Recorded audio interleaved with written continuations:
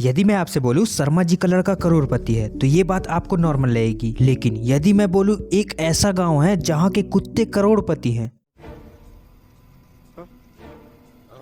Exactly कुछ ऐसा ही reaction मेरा भी था जब मैंने इन कुत्तों के बारे में पढ़ा। तो गुजरात में एक कुस्कल नाम का गांव है जहां कुछ मान्यताओं और परंपराओं के कारण कुत्ते भी अमीर बन गए हैं। इन कुत्तों के पास करोड़ों की संपत्ति है। इतना ही नहीं, ये कुत्ते खेतों के भी मालिक हैं। भाई साहब कुछ ज्यादा नहीं हो गया ये?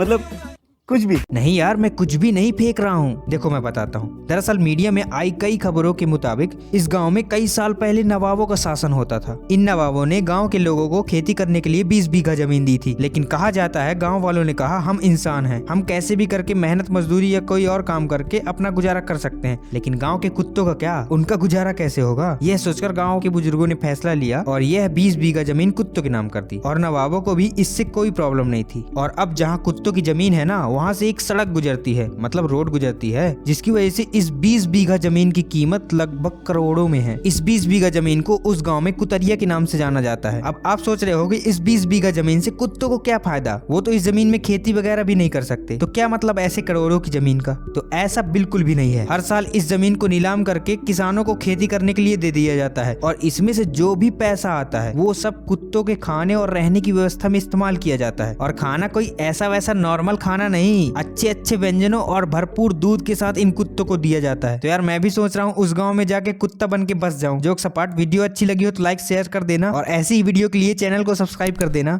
धन्यवाद।